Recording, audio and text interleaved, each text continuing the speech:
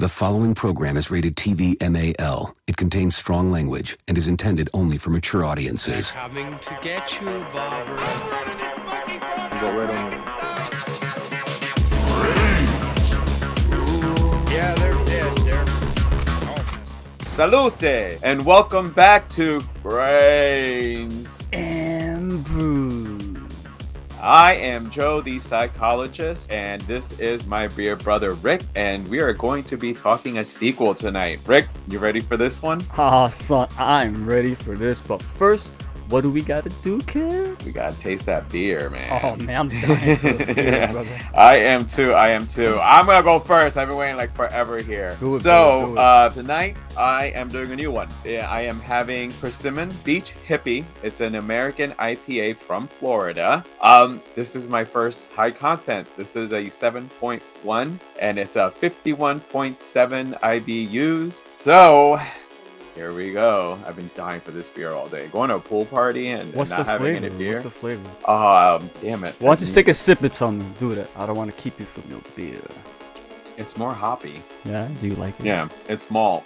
Like, Yeah? it's good. Do you taste the alcohol? Not just yet. I'll let you know. I'll let you know after half of it is down. What are you having? My brother. So we're going back to, this is what, 1988? We're going back to the 80s, man. I went to Total Wine and More. Shout out to them. I got Voodoo Ranger IPA, but 1985, baby. Nice. And so I got a retro 80s beer. Awesome. It's from New Belgium Brewing Company. They're out of Colorado, USA. And yeah, it's a New England IPA, 6.7 ABV. So it's not quite 7, but it's still up there. You know, it's not bad for a brew to partake at home. That's gonna give you a bit more of a kick. Now, what's good about this one? It's juicy mango flavor hazy IPA. Oh, you're getting the fruit. My first time, man. I've never dealt with the mangoes or anything fruity as far as IPA. First sip, let's do it. You know how it goes.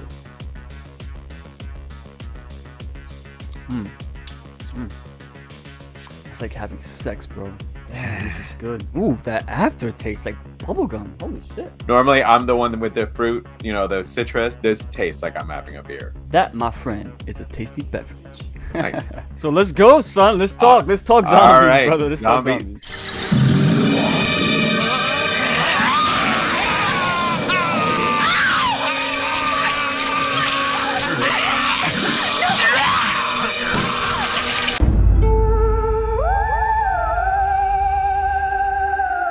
Yeah, this is a movie that I kind of made fun of when we reviewed Zombie 2, the Lucio Fulci classic. And this is going to be Zombie 3. I did not even know this movie existed until not too long ago.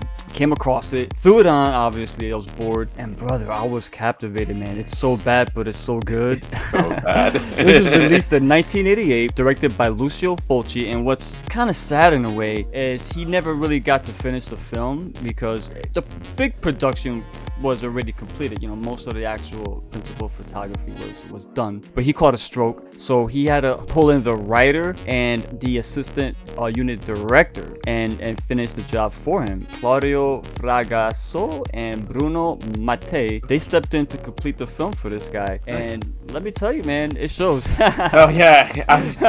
Yeah. So- We'll definitely get to that. Yeah, Fulci wanted to make Zombie Flesh Eaters 2 to atone for Zombie 3, but sadly, obviously, it didn't come to fruition. So we're stuck with this one. But let me tell you, man, this is up there, one of my cult favorites. I gotta Is tell it? you, bro.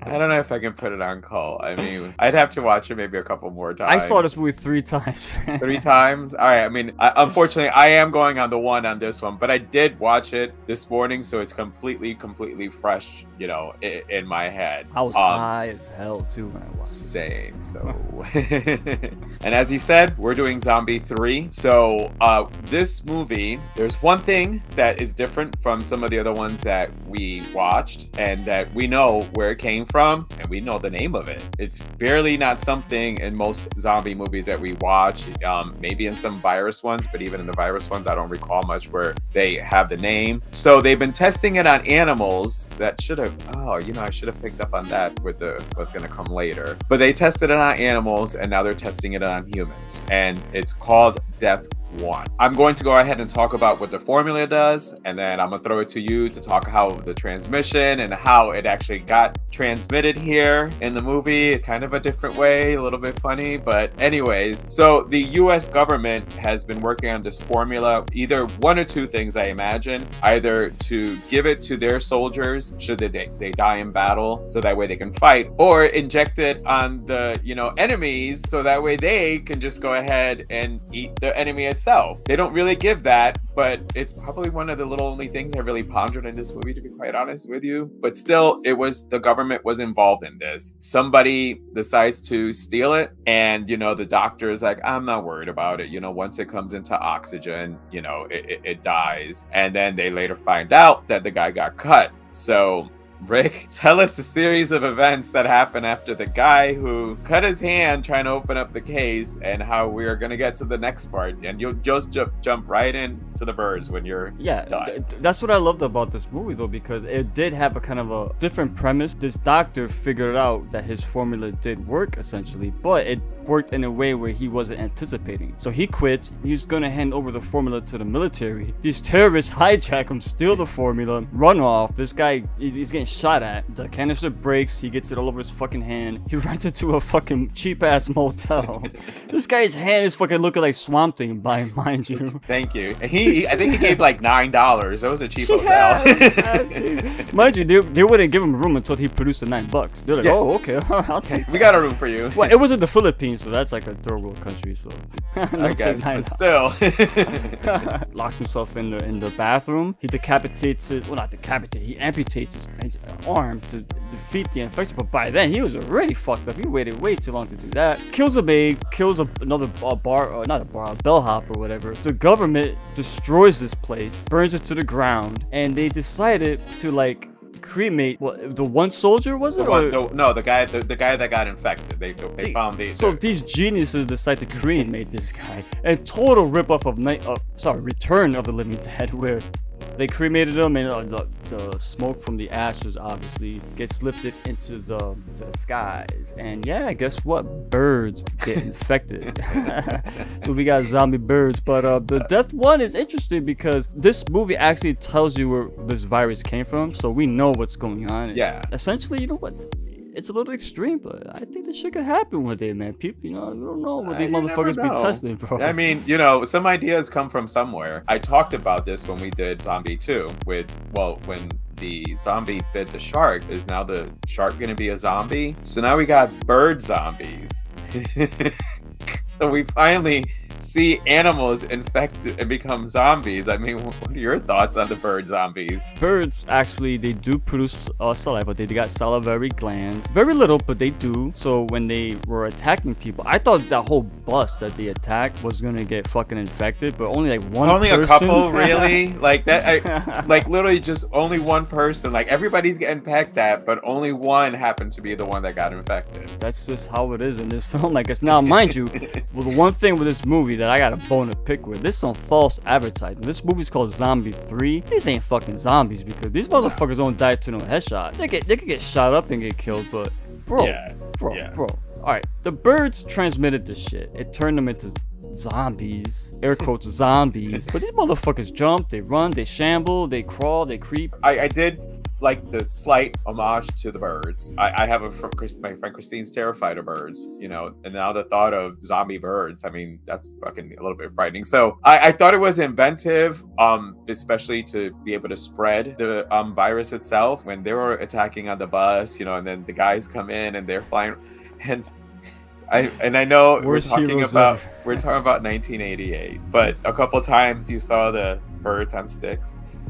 We'll get into more of that later, bro. Oh my god! When I'm saying, I'm like, guys, I mean, I can That's what I see loved that. about I it. can see that. I can actually see this, especially when they're coming out of the bus. There was that one bird that was like behind. So bad. But yeah, because so here's the thing. I raved about Fulci's zombies in Zombie 2. The look, the way they walked, the way they ate, and then we got to this one, and you know, because I know it sounds like you have a lot to say, so I'll be quick. But before you get into that, you're right. The Fulci zombies in Zombie 2 were pretty good. Yeah, Maggot riddled and great. And this film, again, he didn't quite get to finish it, but too many cooks in the kitchen, I think, and maybe that had something to play with. I don't know. because you had so many variations of zombies in here, and like I sat there and I'm like, wait a minute, I What are thought the 28 rules? days later was the first runners. We have a fast forward machete wielding Yes. zombie. And they wield weapons, bro. Yeah, like when he was coming out, I'm like, wait, what's going on? Why is he going so fast? Did they fast? Are they doing fast forward to make the scene look like it's going like they're like the action is faster? And then I'm like, yeah, no, that's just a fast forward technique. It was ridiculous, honestly. As you said, some talked. You know, I don't remember any of maybe brains. That's I about lost the only my time. shit when that guy was like, But I'm thirsty for your blood. and he Yeah. lunges towards the fucking guy. What the fuck was? It was. I'm sitting here like, And wow, it gets okay. worse after that line. It does. The makeup work was horrible on the zombies. Besides the talking, they landed on superhero fucking poses. How What many times? zombies land in superhero pose? How many times and how many different zombies leaped from wherever to jump on our heroes, bro? Yeah, like I They're was jumping out and they're coming out all over the fucking place. Bro. I was extremely disappointed in the zombies in this one. I was hoping for that, you know, good 80s, you know, 70s or what have you feel to the zombies, and instead it was bad makeup, no cohesion, because you had so many varieties of zombies in there. When they called out both their names, Adam goes, Kenny Rogers, and I'm like, damn it, now shit! thank you. Now I can't unhear that. Literally, they called out the names Kenny Rogers. I didn't catch that. And- All right, that's probably that's probably where they were going from. Like literally. But Adam- this main guy, this one guy, the main guy who breaks off from the group, he gets chased by zombies, bro. And the chase scenes in this film are epic. He's running, he's punching them and kicking them, he's doing wrestling moves on these motherfuckers, right? He gets away, he finds some other girl whose boyfriend is bitten. That's the guy that was like, I can smell your blood. He's in the back seat now, and now he turns to a zombie. This one zombie, bro, this guy just fended off like fucking 50 of these motherfuckers. He couldn't fight one dude. They were literally, they were throwing blows, bro. They were, they were Very throwing them consistent. blows, bro. They were like the zombie fought this dude as if he was like a human being. He was intelligent, and the guy tripped him up with his legs, and then all of a sudden, all these other zombies come. This is again after he fought off like 50 to 60 of these motherfuckers. He's fighting them, throwing them across, but then finally he gets overwhelmed, and they kind of tackle him, then they eat him. I did like that. I did like that because it shows him struggling. But it just, they overwhelmed him. It was kind of drawn out. It wasn't like some flashy death. It felt realistic. Yeah. And I dug that. He got tired. What you gonna do?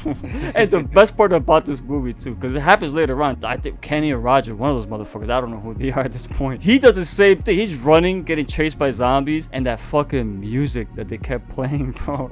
That music. It was, And then he's running, and the moment, all right, he's in the clear. Okay. I'm good. The music stops. It calms down. It calms down. Then a zombie breaks from underneath the floorboards and grabs his leg. Then the music starts up again. He's once again struggling with more zombies. Like, oh my god, this is fucking ridiculous. I love this. I never seen anything like that in a zombie film. Like, they legit got into fist fights. Yeah. With these motherfuckers. Yeah. Kudos to that, The man. zombies That was were cool. fist fighting. That I was mean, like I'm saying, it like, was absurd and stupid, but it was fucking hilarious. I mean, for me, I know it's zombie, but I'm like, these are not zombies. Like, zombies don't do any of this. False advertisement. These are not zombies. They're infected. They're infected, and they I guess let's go that way, because it sucks because again, Zombie 2 you know, I know how much you love Dawn of the Dead, and Zombie 2 was meant to be the sequel to that, and I really enjoyed Zombie 2 or Zombie. Fulci had a much bigger script, right? And the production company told him, nah, we can't do this. So the guy, what he says, okay, well, I'm just gonna dumb it down. So he dumbed it down to like the version he's got now. I think they shot this in under like 2 weeks, bro, this whole fucking movie. And they were surprised, like, wow, you finished it? But obviously once the principal photographer was done again, Fulci got ill, and they had to come in and pick up the pieces. And apparently everything that the changes they made, they ran it by Fulci, and it was all gooch. But man, this movie, it's not, again, I'm not saying it's a good movie, but it's it's infamous because it's so cheesy for me. Oh my god, I had so much fucking fun with this movie. I didn't hate it, you know, like again, it was just I just didn't see the same what I saw in 2. So it bothered me that we went from these awesome looking zombies to infected skin with Let me tell you disfiguration and discoloration. Now that you know the kind of the story behind this film, you watch it again. I'm not asking you to, but I'm saying if you watch it again, you'll see it under a different light and you'll appreciate the cheesiness. You cannot deny the zombie head in the refrigerator. When the guy opens the refrigerator and the head just lunges itself, bro, you see this fucking head on strings, bro. You see the fish wire holding the... Dude. I'm like, oh my god, they didn't care. They left that fucking wire in there. They did not give a fuck. That's what I'm saying. There were so many like flaws and that was Fulci's favorite moment in this movie, was that zombie head in the refrigerator. And you know which killed me? It was awesome, but you can see the strings, bro.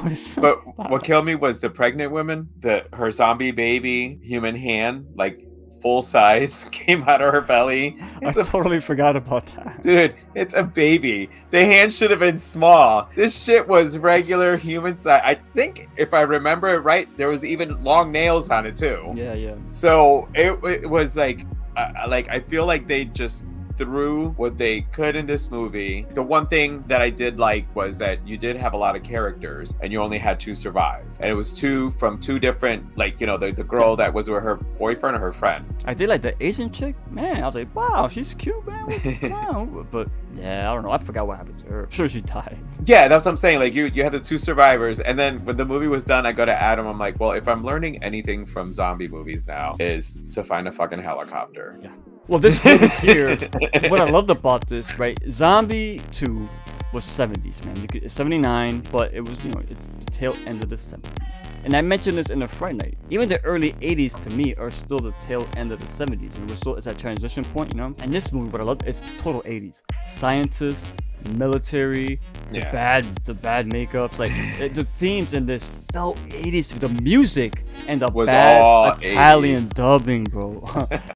Water for the guests in room 4. Oh no. Again? What's he trying to do? Get into the Guinness Book of Records? How could we not have brought up the DJ? Well, and it's funny because he was alerting everyone in the beginning, like, you know, where to go, watch out for this, and then in the end, he's infected, and he's now saying it's the start of a new world. Yeah, and that's another thing. You mentioned zombies talk, Joe. You mentioned it earlier, but what you didn't really elaborate on is no, they can talk. They're not just saying like like it ain't Bub here.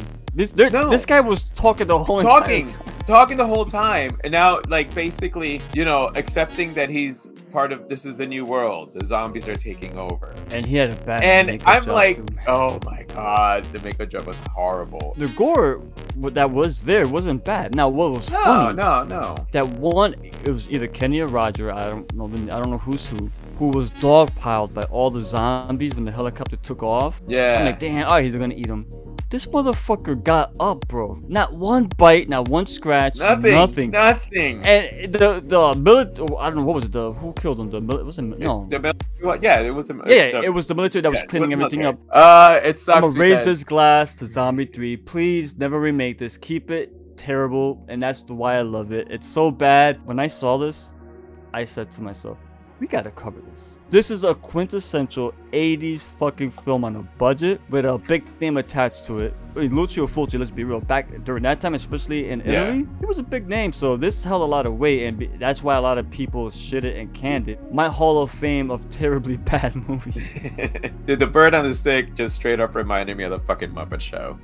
It's like the fucking Muppet Show. By the way, how's that beer treating you? Oh my god, I feel pretty damn good right now. I feel good too. Bro. I feel pretty good right now. I am going to go ahead and watch Zombie 4 because yes, it does exist. I don't know if I can do it. Hey, I'll let you know, bro. If Hey. it's an improvement on this one, maybe. My brother, I got one last shot left. You want to take us home? Brains and Brews. Zombie 3, one of the best, worst fucking films I've ever seen in my life. Oh my god, it was terrible. The Zombie 3. Zombie 3. Even though we took a shot before we sign out, Rick, what do we cheer for? We all cheer for big bottles of beer. I'm Ricky Grind. And I am Joe the Psychologist. Take my recommendation and don't get bit. Destiny's devils be savages. Slim to none chance with the averages. Sitting on the low like you added slick. Darkness make you disappear like a magic trick. Put up to the table, come down and sit. These devils try to tie you the crown with it. Now you surrounded by counterfeits, trying to chop you up into 1,000 bits.